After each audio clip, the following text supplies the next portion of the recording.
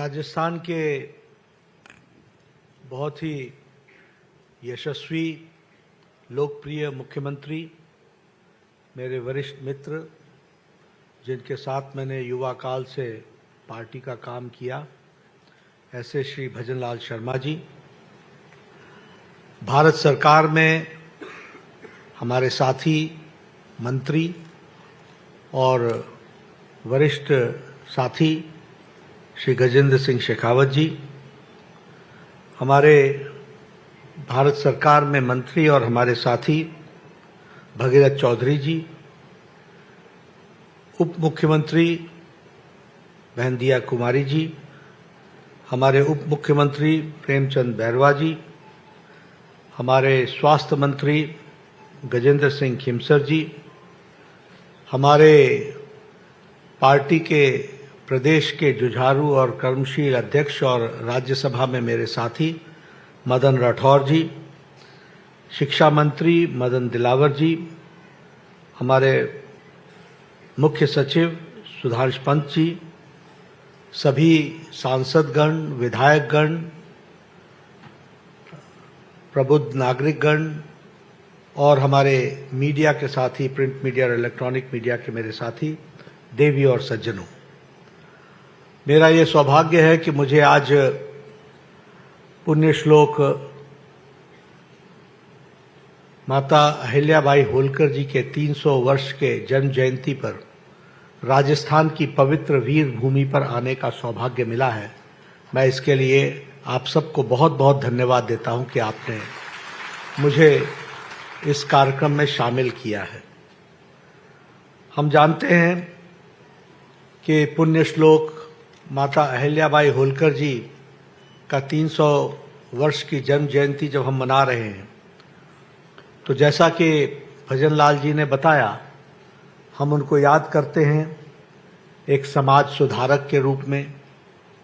हम उनको याद करते हैं जिन्होंने भारत की परंपरा, भारत की संस्कृति, भारत की विरासत, उसको संजोने का काम किया, उसको पुनर्जागृत करने का काम किया। हम सब जानते हैं कि उन्होंने किस तरीके से सामाजिक न्याय की लड़ाई लड़ी, और सबसे बड़ी बात यह है कि आज से 300 साल पहले जब महिला उत्पीड़न एक समाज की व्याप्त ग्रसित समस्या थी, तो उस समय उन्होंने महिलाओं के उत्थान के लिए काम को आगे बढ़ाया। यह जीवन का उनका सबसे बड़ा लक्ष्य बना। इसको भी हमको ध्यान में रखना चाहिए। इसलिए विमेन एम्पावरमेंट, महिलाओं को शिक्षा के साथ जोड़ना, प्रोग्रेसिव विचारधारा के साथ स्कूलों का निर्माण करना और उसी के साथ साथ महिलाओं के एम्पावरमेंट के लिए हर तरीके का काम करना, ये हम सब लोगों ने देखा है। आज अगर हम देखें तो आप कल्पना कर सकते हैं कि 300 साल पहले जिस तरीके से समाज की अवस्था थी, जिसमें आंतरिक कलह भी थी, बाहर का अटैक भी था, आक्रमण भी था, और आर्थिक दृष्टि से हम टूटे हुए थे। ऐसी अवस्था में जब अहिल्याबाई होलकर जी ने राजपाट संभाला, तो उन्होंने तीनों ही फ्रंट पर काम किया। आंतरिक कलह को समाप्त किया, किसानों को सुदृढ़ बनाया, व्यापार को आगे बढ़ाया और बाहरी खतरों से प्रदेश को, देश को बचाने का काम किया, राज्य को बचाने का काम किया। यह हम सब ने देखा, और साथ में विरासत को भी मजबूतीकरण किया, यह हमने देखा है। और इसलिए आज के दिन हम जब उनको याद करते हैं तो ये सारी बातें हम सबको कितनी आज भी रेलेवेंट दिखती हैं, कितनी आज भी प्रासंगिक दिखती है। और प्रासंगिक इसलिए कि जिन बातों से उस समय अहिल्याबाई माता, पुण्य श्लोक माता अहिल्याबाई होलकर जी जूझ रही थी, वही समस्याएं से आज भारत के प्रधानमंत्री नरेंद्र मोदी जी बखूबी उन्हीं बातों की लड़ाई लड़ करके समाज को पूरी ताकत से आगे बढ़ाने का और देश को आगे बढ़ाने का काम कर रहे हैं। और इसलिए हम ये कह सकते हैं कि अगर मैं प्रधानमंत्री मोदी जी की बात कहूं तो हम ये कह सकते हैं कि उनके नेतृत्व में विमेन डेवलपमेंट नहीं, विमेन लेड डेवलपमेंट की तरफ बढ़ने का काम हुआ है, तो वो प्रधानमंत्री मोदी जी के नेतृत्व में हुआ है। और जब हम डबल इंजन की सरकार की बात करते हैं तो मैं यहां भजनलाल जी को इस बात के लिए बधाई देना चाहता हूं। इनकी बहुत सी स्कीमें हैं जो इन्होंने देश में समाज के लिए, समाज के सभी वर्गों के लिए किया है। फिर चाहे वो हमारा मुलाजिम वर्ग हो, फिर चाहे हमारा किसान हो, फिर चाहे हमारा वो मजदूर हो, फिर चाहे वो स्वास्थ्य का क्षेत्र हो।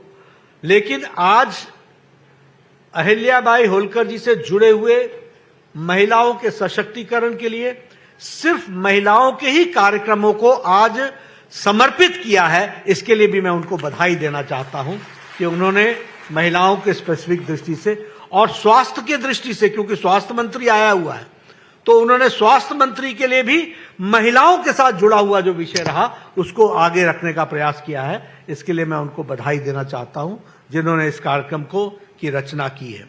आज लाडो प्रोत्साहन योजना इसका शुभारंभ किया गया और जिसमें विमेन एम्पावरमेंट में और खास करके सेक्स रेशियो में जो तकलीफ आती थी उसको निरस्त करने के लिए आपने जो स्कीम को आगे बढ़ाया है, इसके लिए आप बधाई के पात्र हैं।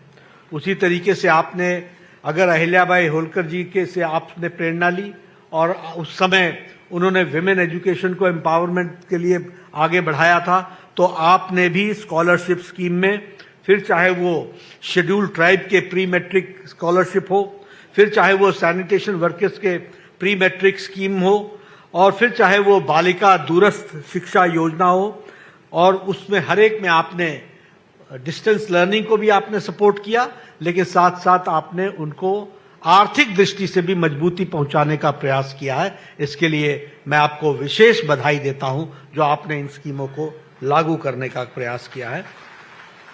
लखपति दीदी ऋण योजना, इसमें लगभग 12 करोड़, आज आपने 1800 बेनिफिशियरीज को अभी मेरे से बटन दबा करके आधे मिनट भी नहीं, 15 से 20 सेकंड के अंदर आपने लगभग 18,000 बेनिफिशियरीज को आपने 12 करोड़ रुपए डिस्पर्स किए हैं। इसके लिए मैं आपको बधाई देना चाहता हूं। उसी तरीके से कालीबाई भील मेधावी छात्रा स्कूटी योजना, जब हम शुरू में आए तो हमारे साथ बालिकाओं ने वहां पर उनको स्कूटी आपने भेंट दी। ये स्कूटी सिर्फ कोई भेंट नहीं है, ये स्कूटी उन बहनों को, उन बच्चियों को जीवन में एम्पावर करने का रास्ता है, जिसके माध्यम से उनका सेल्फ कॉन्फिडेंस बढ़ने वाला है और वह उनको एक नया रास्ता देने वाला है। और आपने उसमें 2000 स्कूटी आज वितरित की है। आपने उसी तरीके से कस्तूरबा गांधी स्कूल के लिए 5 नए उसका शिलान्यास और उसका फाउंडेशन स्टोन रखने का प्रयास किया है। 50 गवर्नमेंट स्कूल्स आपने खोलने का आज जो तय किया है, उसके लिए मैं विशेष करके आपको बधाई देता हूं। लेकिन सबसे बड़ी बधाई आपको इसलिए देता हूं क्योंकि आपने मां, जो मदर्स एब्सोल्यूट अफेक्शन है, उस कार्यक्रम को जो आपने कार्य रूप दिया है, जिसमें आप गर्भ की पाठशाला, यानी प्रेग्नेंट मदर जिस समय वह गर्भावती होती है उस समय से लेकर के बच्चे के पैदा होने तक और उसके टीकाकरण तक आपने जो उसको लाइफ साइकिल अप्रोच में आपने उनकी जागृति लाने के लिए जो आपने कार्यक्रम लिया है, ये बहुत बड़ा कार्यक्रम है जो देश और समाज को परिवर्तित करेगा और इसके लिए मैं आपको बधाई देना चाहता हूं। उसी तरीके से आपने नारी चेतना अभियान, स्वस्थ नारी चेतना अभियान, इसमें जो आपने अवेयरनेस लाने का प्रयास किया है और उसके लिए भी मैं आपको बधाई देता हूं। और आपने महिलाओं को हायर एजुकेशन से फैसिलिटेट करने के लिए और उनको आर्थिक दृष्टि से सुदृढ़ बनाने के लिए जो आपने काम लिया है, उसके लिए मैं आपको बहुत बहुत बधाई देना चाहता हूं। मैं जब यहाँ आया हूं तो जब ये डबल इंजन की सरकार की बात मैं करता हूं तो मैं निश्चित रूप से आपको बताना चाहता हूं कि देखिए आपके हाथ में कितनी बड़ी ताकत है। मैं राजनीतिक बात नहीं कर रहा हूं, लेकिन मैं समाज से और देश से जुड़ी हुई बात कर रहा हूं कि आपके हाथ में कितनी बड़ी ताकत है। आप ही बताइए, क्या 2014 के बाद देश की तस्वीर बदली है कि नहीं बदली है? जरा जोर से बताइए, बदली कि नहीं बदली? बड़े ढीले हैं। मैं इसलिए आपसे पूछ रहा हूं कि पॉलिसी मेकर्स का कितना अंतर पड़ता है, हमको इस बात को समझना पड़ेगा। हम भी उसी ढर्रे में थे, सब कुछ चलता है, सब कुछ होता है, यहां कुछ नहीं बदलने वाला है, ऐसे ही चलेगा। इस वातावरण में हम जी रहे थे कि नहीं जी रहे थे? लेकिन आज भारत का साधारण मानवी इस बात को कहता है कि नहीं, अब वह नहीं चलेगा, अब वह चलेगा जो प्रधानमंत्री मोदी जी के नेतृत्व में 140 करोड़ देश आगे दौड़ लगाते हुए बढ़ रहा है। इस बात को हम लोगों ने देखा है। यह बदलती हुई तस्वीर हमको देखने को मिल रही है। प्रधानमंत्री मोदी जी ने राजनीति की संस्कृति बदल दी। पहले नेता आते थे, एक दूसरे को के दोषारोपण में समय गुजारते थे। आज आपने भजनलाल जी की स्पीच सुनी, उन्होंने राजस्थान के लिए क्या किया है इसकी उन्होंने चर्चा की। आज रिपोर्ट कार्ड की पॉलिटिक्स हो रही है। हम अगर आपके पास आते हैं, आपके सामने आते हैं, तो या तो आपको कोई स्कीम दे करके जाते हैं, बटन दबा करके आपके खाते में दे करके जाते हैं और आपका सशक्तिकरण करने का काम करते हैं। यह हमारे काम करने का तरीका है। Politics of accountability, politics of performance, politics of development, politics of responsible government, responsive government, यह हमारे काम करने का तरीका है। और यह मोदी जी ने इस संस्कृति को पैदा किया है और रिपोर्ट कार्ड की संस्कृति जोड़ी है कि जिस जनता ने चुना है उस जनता को अपना रिपोर्ट कार्ड दिखाओ कि क्या तुमने काम किया, उसको आगे जाकर के बताने का काम किया। और इसीलिए नीति निर्धारकों का बहुत बड़ा फर्क असर पड़ता है, यह हमको समझ लेना चाहिए। मैं बहुत सी बातें कर सकता हूं, लेकिन आज सिर्फ आपसे अगर मैं स्वास्थ्य की बात करूं तो हमारी स्वास्थ्य की नीति थी 1997 में। वो स्वास्थ्य की नीति थी कि बीमार पड़ो और इसका इलाज करो, यानी क्यूरेटिव पार्ट। लेकिन 2017 में जो हम शिक्षा स्वास्थ्य नीति लेकर के आए, हमारे यहां मुख्य सचिव जी बैठे हैं, वो मेरे स्वास्थ्य के सचिव भी रहे हैं। 2017 में जो हम पॉलिसी लेकर के आए वो होलिस्टिक पॉलिसी थी। होलिस्टिक मतलब इंक्लूसिव पॉलिसी थी, प्रिवेंटिव। भाई बीमार पड़े क्यों, बीमारी से रोको। हेल्थ साधारण क्यों रहे, अच्छी हेल्थ रहे, प्रमोशन करो। और फिर उसके बाद कोई बीमार पड़ जाए तो उसका क्योर करो।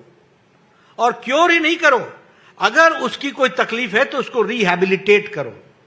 और उतने पर ही न रुको, अगर किसी का इलाज से सिर्फ उसकी जीवन आगे बढ़ सकता है तो पैलेटिव अप्रोच भी लो। और बुजुर्गों के लिए अलग तरीके के इलाज की व्यवस्था करो। इस तरीके से होलिस्टिक अप्रोच 2017 में प्रधानमंत्री मोदी जी ने डेवलप की।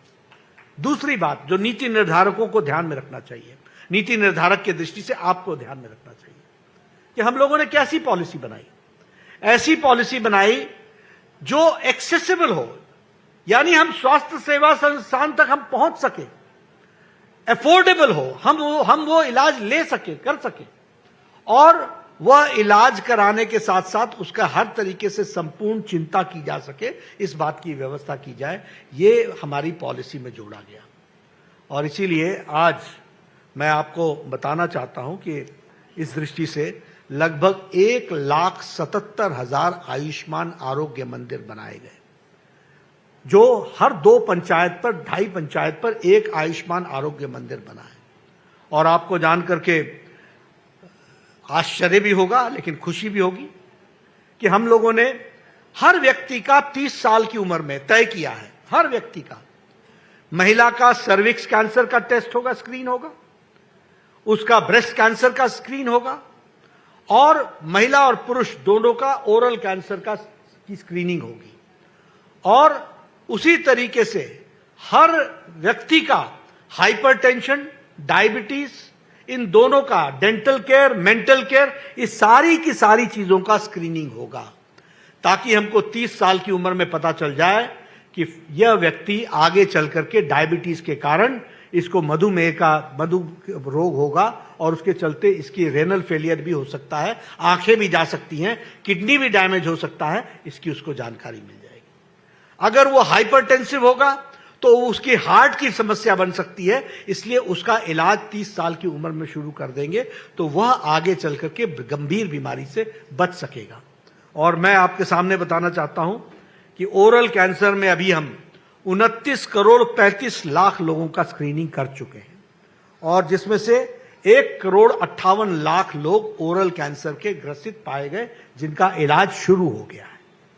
उसी तरीके से ब्रेस्ट कैंसर में 15 करोड़ 61 लाख महिलाओं का स्क्रीनिंग हो चुकी है, जिसमें से 58,000 महिलाओं को ब्रेस्ट कैंसर पाया गया और उनका इलाज शुरू हो गया है। सर्विक्स कैंसर में 9 करोड़ 50 लाख बहनों का स्क्रीनिंग हो चुकी है। ये ऐसे नहीं है जो बीमार हुए तब आए, नहीं, वो स्वस्थ थे, लेकिन उनकी स्क्रीनिंग में पता चला कि इनको सर्विक्स कैंसर हो सकता है, और उसमें 58,000 लोगों का ट्रीटमेंट शुरू हुआ। इस तरीके से हमने प्रिवेंटिव पार्ट को आगे बढ़ाने का कोशिश शुरू किया। डायबिटीज में 35 करोड़ लोगों की स्क्रीनिंग हुई है और 2 करोड़ 57 लाख लोग पाए गए हैं जो डायबिटीज के मरीज हैं।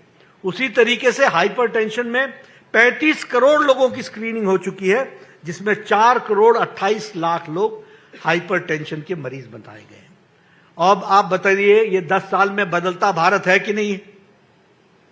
कभी सोचा था कि आपको घर से बुला करके ये स्क्रीनिंग करा करके और इस तरीके से हम स्वास्थ्य के दृष्टि से उन लोगों को जो जीवन में आगे जाकर खतरे की घंटी पर बैठे थे उनका इलाज शुरू कर दिया? तो यह हमको ध्यान में रखना चाहिए कि नीति निर्धारक बहुत महत्वपूर्ण होता है, उसको हमको समझना चाहिए। इसलिए नीति निर्धारक कौन हो वह आपको ध्यान में रहना चाहिए। यह भजनलाल शर्मा जी को बैठाना मुख्यमंत्री के पद पर यह विषय नहीं है। विषय यह है कि इस विचारधारा के एक सिपाही को बैठाना जो दिन रात एक करके उनकी टीम पूरी ताकत से मोदी जी के नेतृत्व में राजस्थान की सेवा कर रही है, इस बात को हमको समझ लेना जरूरी है। आपने अन्य सरकारें भी देखी हैं, वो किस तरीके से सरकार चलाते रहे वो भी आपने देखा है, आपको पता है उनकी सोच क्या थी। लेकिन मैं एक बात जरूर कहना चाहूंगा कि दिन और रात का अंतर हो तो कम से कम रात के बाद दिन तो पसंद आना चाहिए, इसकी तो हमको ध्यान में रखना चाहिए।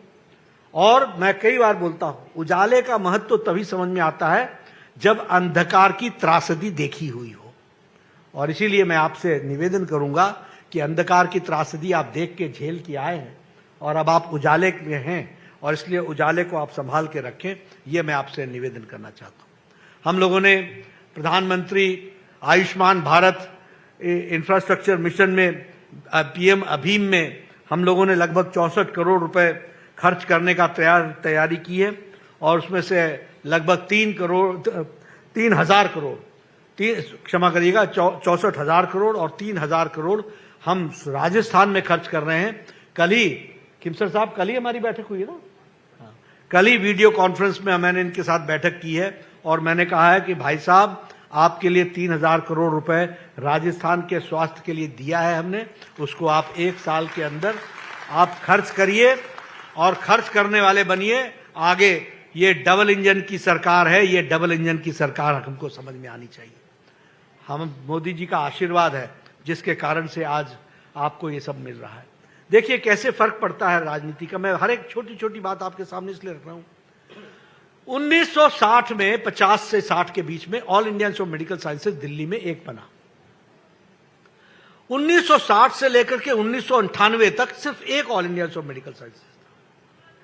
यह प्रधानमंत्री अटल बिहारी वाजपेयी आए जिन्होंने 6 all India institute of medical sciences बनाए, और उन्होंने आपको बिना आपसे मांगे हुए जोधपुर में भी आपको राजस्थान की धरती पर all India institute of medical sciences दिया। और प्रधानमंत्री मोदी जी ने 16 और all India institute of medical sciences खोले। आज 23 all India institute of medical sciences हैं। ये बदलते हुए भारत के स्वास्थ्य की तस्वीर है, वो हमको समझना चाहिए।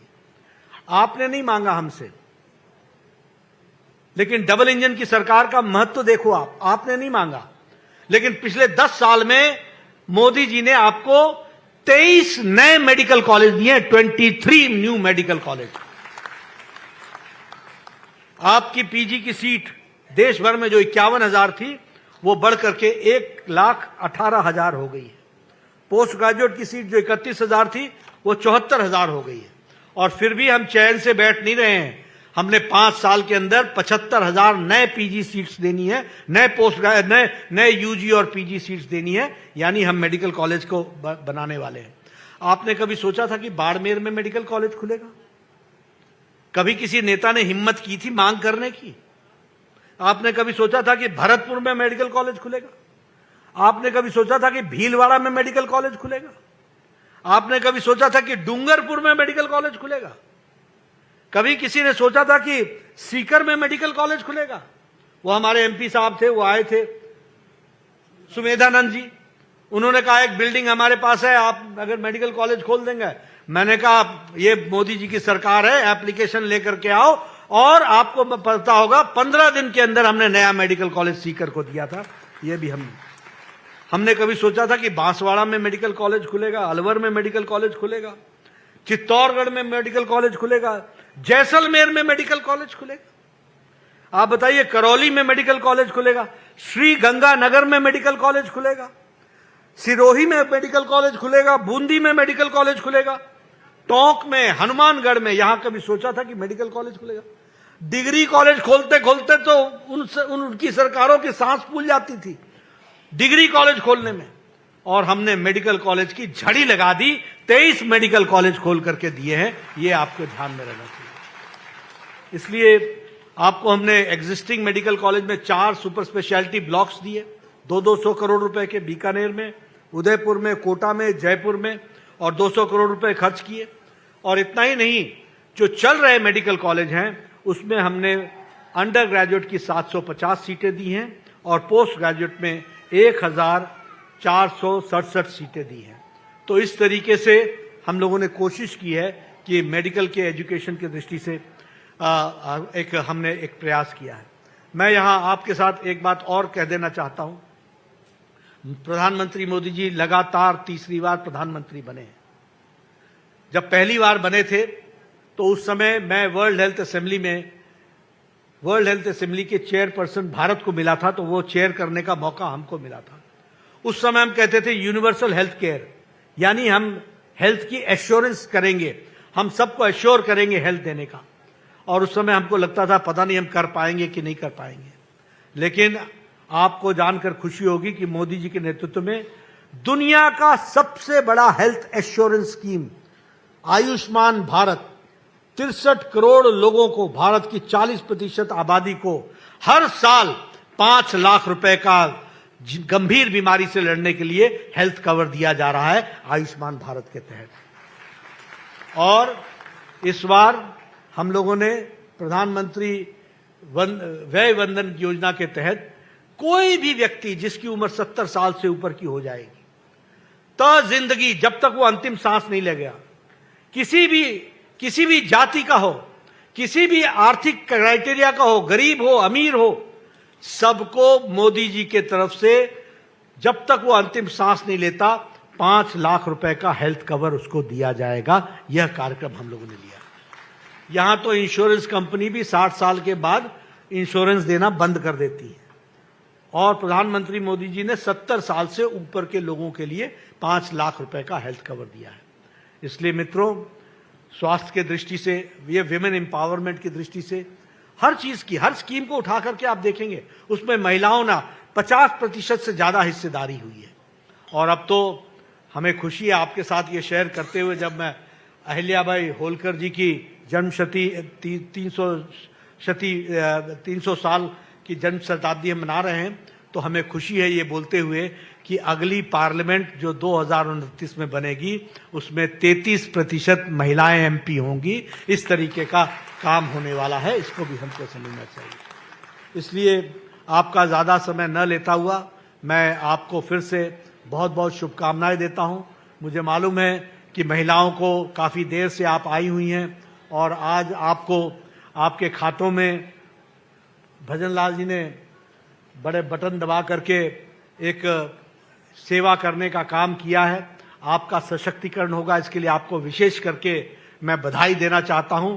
और अहिल्या भाई होलकर जी से प्रेरणा लेकर के जिस तरीके से समाज में हम महिलाओं का सशक्तिकरण करने का प्रयास कर रहे हैं, उसकी छोटी सी तस्वीर हमने और भजन लाल जी ने आपके सामने रखने का प्रयास किया है। आपने बहुत शांति से हमारी बात सुनी, आपका बहुत बहुत धन्यवाद। जय भारत, जय राजस्थान। तो सुना आपने जेपी नड्डा साहब को, जिन्होंने कई महत्वपूर्ण घोषणाओं के साथ ये भी बताया कि क्या कुछ बीजेपी सरकार ने किया है।